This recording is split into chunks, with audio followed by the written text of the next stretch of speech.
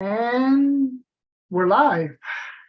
Hello, hello. This is Fearless Flight Live with Flight Attendant Diane and Captain Eric. And if you're looking out for Captain Ron, then you have to wait till next week because Captain Ron is actually right now in Mexico, enjoying some well-earned time off with his family. So nevertheless, our weekly show every Tuesday, 6:30 p.m.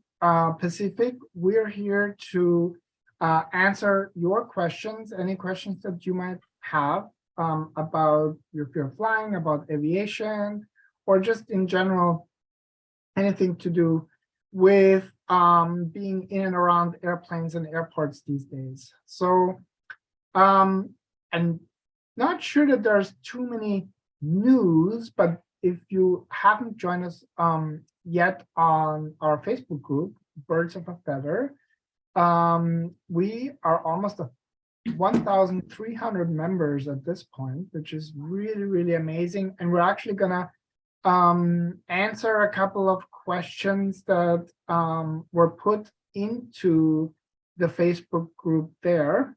And also, I wanna start this show by saying, if you want to fly with Fearless Flight, and that's with Captain Ron and maybe Captain Eric and Flight Attendant Diane, we got 2 dates coming up. We got one class coming up in Boston on March 11th.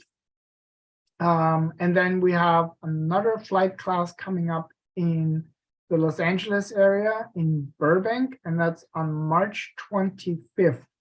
And I'll put the link in the comments a little bit later, so you can get all the details from that page. And Captain Eric, why is it a good idea to fly with Fearless Flight? Like what?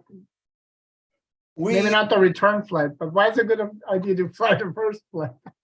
Not only will you spend time here with us preparing on the 101 class, which is our basic general introduction, you'll have a lot of one-on-one time with all of us, getting your specific questions answered on some course preparatory work and reviewing a lot of things about what will happen in the 201 class before you fly.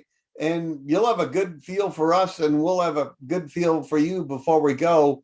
And when we see you at the airport, it'll be oh, hi, you know, not who are those psychos. You'll be well prepared and excited to get on the airplane, and we'll spend quite a bit of time directly with you on the airplane. We'll all be seated together, and you'll be able to interact with your classmates and us, and it makes for a successful experience in the high 90% of the time, and very enjoyable. It's a lot of fun. It's it's a very safe environment, because as Eric, as we all talk about, you get to the airport together. It's a sense of camaraderie. If you have last minute questions, we've got those. We go through security together. We get to the gate area together. So, and we board together early. We do the pre-boarding. And so we're, as Eric said, we're able to all sit together. And that's that with the flying, as well as the classes and online, you really get that sense of not being alone, you know, because that's certainly one of the aspects of the fearful way you're approaching the flying, is that you're the only one, and that you're afraid because you're the only one, and embarrassed because you're the only one. And then we get to the airport and you find out you're not the only one. And there are all these wonderful people, and they are this incredible support system. And so you have this sense of, I am safe, I'm protected, I have all these wonderful people around me. I have the pilots and this worthless sort of flight attendant here who can sort of answer questions, and she makes stuff up anyway just because it's fun. And then you can get on the plane and have a wonderful time. And when you hear those things, when that the noises that the airplane makes, and you don't know what they are. There's people right there who really know. And if you're really unlucky, then we'll give you a very, very long, drawn out, fantastically technical answer that will put you to sleep until we get to where we're going, which is like the best. And then we get to where we're going, we deplane, we eat something, and you're like, oh my goodness, can we just get home and get this over with? Because we find out it's not that big of a deal. So anyway. And that's really the biggest, yeah, you're right, Ben. It's really the biggest, I think, actually, I'm not aware of any other kind of, whether it's a business or even somebody, doing it by themselves, whatever. I really don't know anybody who does a flight class like we do. And so there's a webinar beforehand, and when you do the 201 class, actually course now online beforehand, there's also a $200 discount for the flight class. And the reason why I wanted to bring up the 301 flight class tonight, if you are in the Boston or Los Angeles area, now is the time to commit. And I say this for two reasons, because tomorrow is the day where most North Americans are gonna officially flunk on their New Year's resolutions. So I thought I'm gonna bring that up today, because I want you to continue, facing that part that makes flying not fun for you, and recommit to that. So if you're in the Boston or LA area, that is definitely an option for you. And the second thing is that Southwest, the tickets right now are super, super cheap. And as in the economy, the closer you get to the flight date, Southwest knows that the prices go up. So if you are to book your flights now, you're in a great position. I think one of the flights I saw, I'm not sure if the Boston, but I think the Burbank flight was $79 the one way, and 90 the way back. So it's super affordable. That's what I want to point out.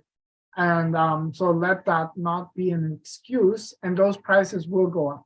So but speaking of what goes up, there was a question about what came down and why it's not happening again. So in our Birds of a Feather, we had a question about the Boeing 737 MAX 8. And basically,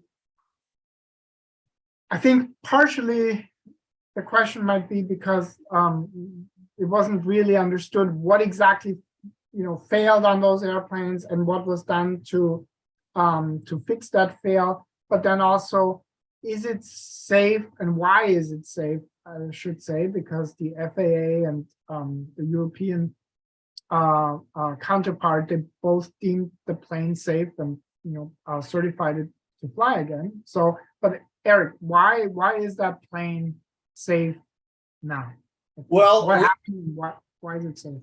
We have multiple shows talking about that system in detail, which is abbreviated MCAS, Maneuvering Characteristics Augmentation System, and it is designed to protect the airplane from an aerodynamic stall. That's when the air leaves the upper surface of the wing to the point that there's no pressure differential, and the lift stops and the airplane falls. And this was a designed-in safety feature. And without going on for hours like we did talking about it, the system was redesigned so that there are essentially two of them operating in parallel, and both of them must detect the fault at the same time before any correction to the airplane's flight path will be automatically applied. And by having both of these, as we call them, both channels working, they check against each other. And if one fails and one indicates it, the correction won't happen. They both must be in concert with each other. That was the primary part of the fix. The earlier system on the airplane only had one system, and some of these the crashes of the inputs were put into the airplane's flight path when the airplane was flying just fine, because the system was falsely indicating an impending stall. So number one, you have now two of these that must work in concert, and number two, the test pilots, when they're working on stuff, said, this is crazy, this is too much input, so that the corrective forces and inputs that the system makes are much degraded compared to the old system, so that the pilots could physically overpower it, and it wouldn't wrest control of the airplane and make gross corrections to flight paths. So both of these are now must operate in parallel, and the corrective forces they apply are dumbed way down, making a big difference to the controllability of the airplane, should that be necessary. Okay, well, thanks for that, because I know, I've been on them a couple times, and we've heard it in webinars. There's still a little bit that fear out there, and then obviously that Netflix documentary didn't help about Boeing corporate culture, but Sure.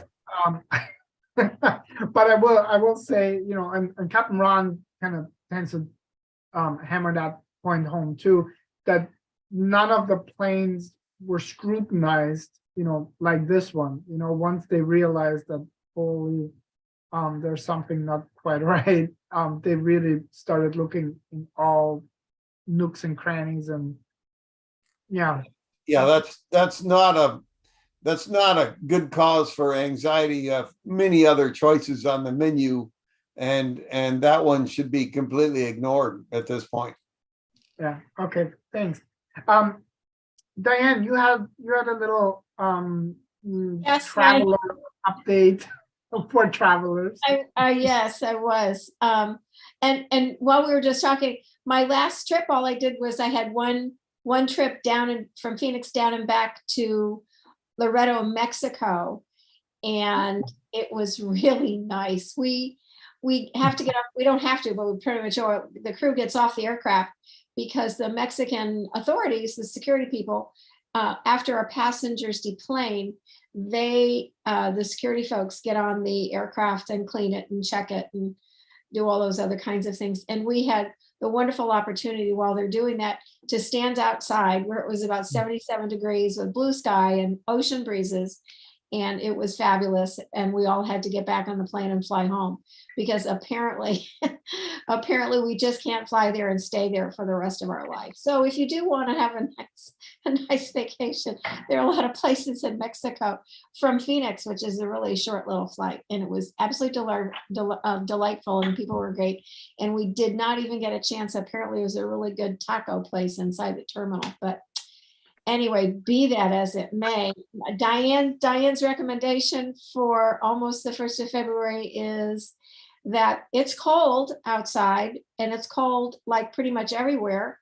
And for the most part, most of our airline systems don't have blankets. This is a very simple thing, but it's cold and we don't have blankets, and a lot of us didn't have blankets for a while, but certainly COVID pretty much did away with blankets and magazines and those kinds of things that a lot of flyers took for granted.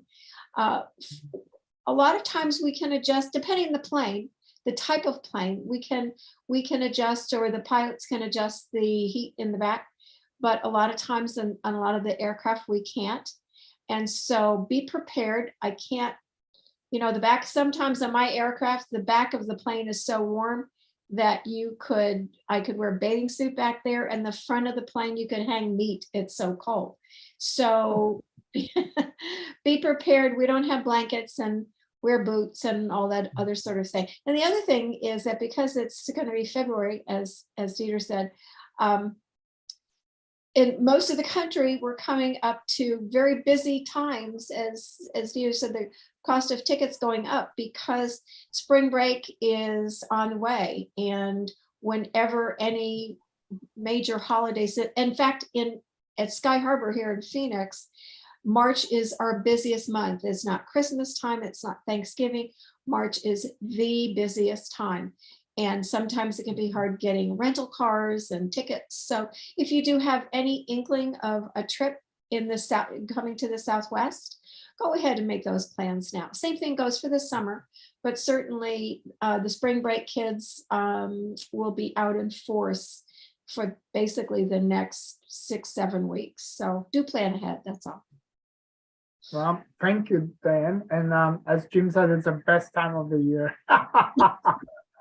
Well, so that brings me to one more question that we had actually in the Birds of a Feather Facebook group. So, and I couldn't think of anybody more qualified than you, Eric, to answer that, because it actually is a question to do with flying to and from Hawaii. And somebody was really concerned, I imagine, tracking a flight. I think it was Gabrielle. And Gabrielle was really concerned because she saw on FlightAware that en route, presumably somewhere in the middle of nowhere over the ocean, the FlightAware tracker had the plane and tracked it at just 26,000 feet. And she was wondering, what's up with that? Don't planes usually fly higher?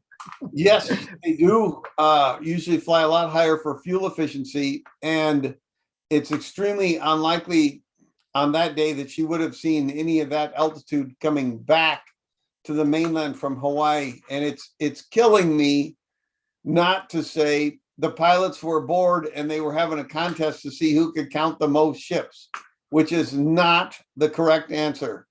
The correct answer, yeah, that would you'd rule that one out right away, a multiple guess.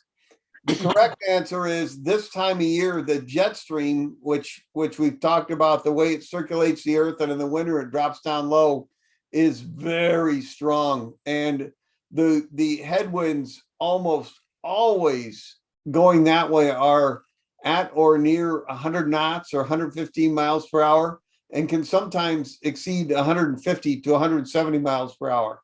So depending on where the core of this mass of air is, the jet stream, like a hose, if you can keep the airplane out of that headwind, even though the pure fuel burn, fuel efficiency down low is worse, it may pay off quite a bit in terms of not eating an extra 100 to 150 mile an hour headwind going over. It'll pay off in time, pay off in fuel consumption, and pay off in avoiding turbulence.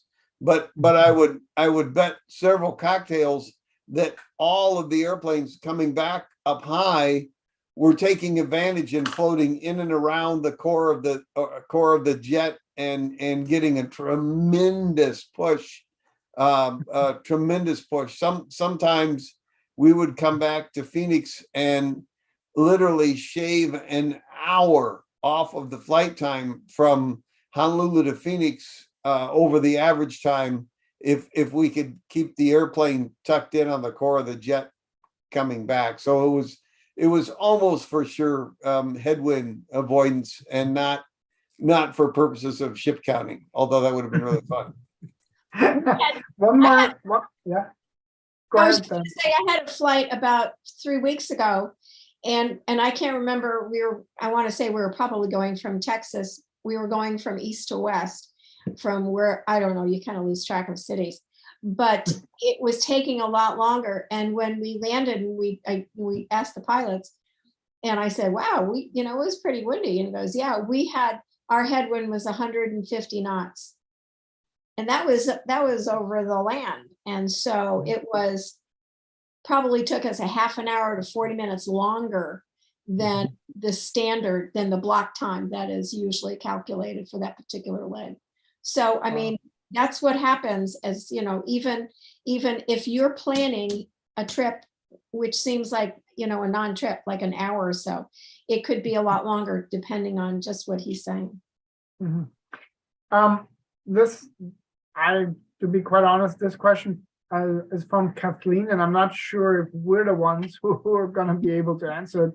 And that is, on the FlightAware app, areas in red. Do you guys happen to know what those indicate? She's asking, are those areas of turbulence? And Kathleen, I don't know this for sure. Actually, there's a lot of you watching FlightAware, so why don't one of you maybe put it in the comments if you happen to know this. I would guess that's true. Whenever I'm looking at FlightAware, I'm looking at a specific plane with one of my friends or family on it, and when they're going to get to point X or Y or Z, and I don't worry about the other stuff. But that would make complete sense for a coding of meteorological conditions, and I'll look that up before next week. And if that's not the case, we'll bring it up. I don't off the top of my head know what that color coding means, but that's interesting. Yeah, I'm not really so familiar with that either, but We're Diane, looking it up right now. And for example, right now over Birmingham, we're looking at the regular land, but then there's light green, dark green, and yellow. And the yellow gold is usually badder. Boy, that's good English. Just bear with me. It's been a long time. So yes, that's usually an indication of more severe weather, okay. more intense weather. I mean, the same thing with It does make sense. I just don't know Yeah. for sure if that's with the gradation. on that app as Yeah. well. Lastly, I do wanna also bring up that if you're not familiar with the Fearless Flyer Club, so this is something that we've been asked now a number of times, and that is Capt Ron and I really thought long and hard about this whole, people will come to us and then they get what they need, they go on their flights, and then, maybe a few months pass, maybe a year almost, and basically they're not flying enough to keep to keep practicing. And so we came up with our answer, Fearless Flight's answer, and that is the Fearless Flyer Club. And basically it's a monthly continuity training program for fearful flyers or formerly fearful flyers who want to stay current and work. Basically it's like a gym, except in that gym you're really working your inner muscles and your emotions and your ability to deal with these sensations that we don't really experience through our regular days that we encounter when we step onto an airplane. And so what the Fearless Flyer Club does, first of all, we have 3 different tiers, and all tiers include the monthly live group coaching webinars that we're doing. They're happening every 3rd Thursday. I do not know what date that would be in February, but basically every 3rd Thursday at 6:30 Pacific. Diane, did you? 23rd. 23rd. Okay. The 23rd so is the February 23rd is the no. next The one. you said the 3rd Thursday. I'm sorry, the 16th. The 16th. So that's the 16th. Okay, so February 16th at 6:30 p.m. Pacific. We're gonna go live, and that's different from the Fearless Flight live show. It really is a small group coaching. So we're really kind of creating a safe and nurturing environment. We're taking as part of your registration, your question that you're bringing in that week. We have a specific topic. There's always going to be a mindfulness, awareness exercise, meditation that we have as well. And more than anything, it's really a way for you to become vulnerable and to keep working at what's really causing your fear of flying. Because if you've been with us for any length of time, you've heard us say the pain in your brain is not about the plane. The plane is a very, I'm gonna say, what's that word? I'm looking, very patient projection and transfer agent, but it is really not the plane that you're worried about and not the flying. There's something much deeper, and we kind of deep dive on those group coaching calls to really get at that part. So Jim says fearful flyers have to stay current, just like pilots and flight attendants do. Absolutely, and that was the exact goal. It's very good. And with the different tiers come access to different products and audio and video courses that we already have. So go check it out. I will put the link in the comments after the show is over. So any other questions? Didn't see any. No, I don't really see any other questions. So do you guys have anything? Any closing parting wisdom?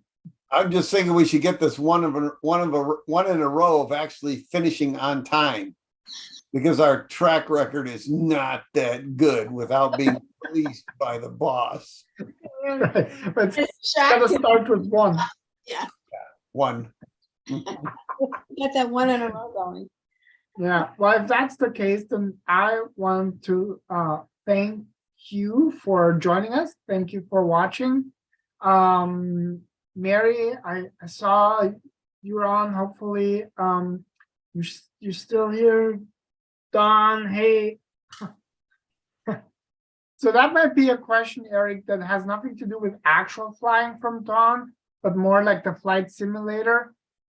He says, how do you avoid stalls while flying? So Don, I might be on to you in the Microsoft flight simulator here, but go ahead. How do you avoid stalling the airplane in general? Like, how do you avoid? We carefully operate the airplane to the takeoff, cruise, landing profile.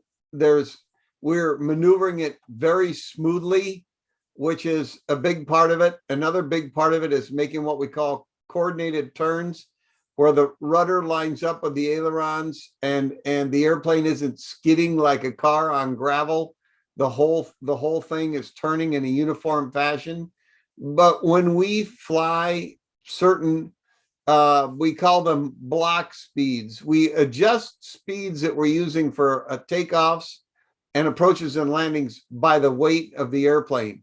But we can use general guesses that protect us in those phases of flight, takeoff and landing and takeoff and landing.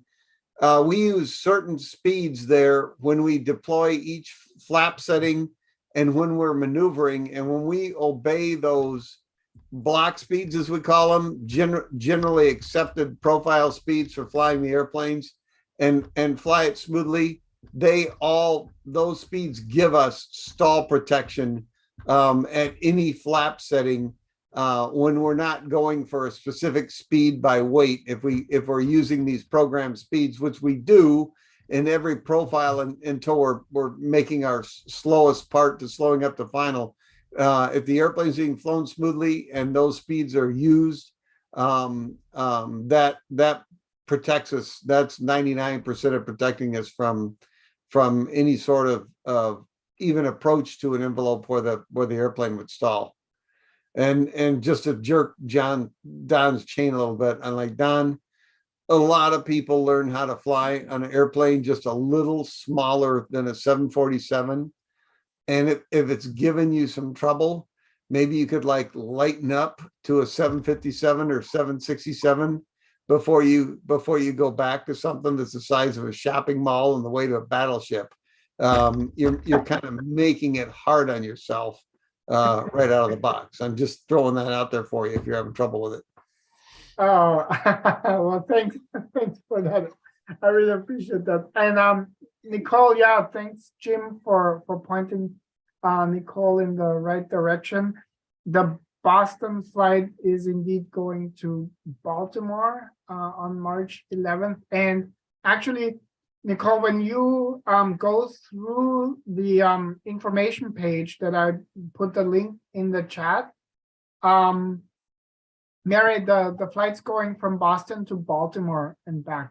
But when you actually can see the exact flight numbers and everything, if you scroll down on that page, flf.link/301, at the very bottom, there is also a link, two links, one for the Boston flight and one for the Burbank flight, and that gives you the exact flight data as well.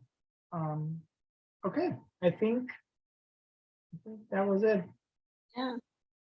All right, great. Well then, thanks so much for coming to hang out with us this week, and we'll see you again next week. Thank you so much, Diane and Eric, for being here, and maybe our fearless leader will join us next week again.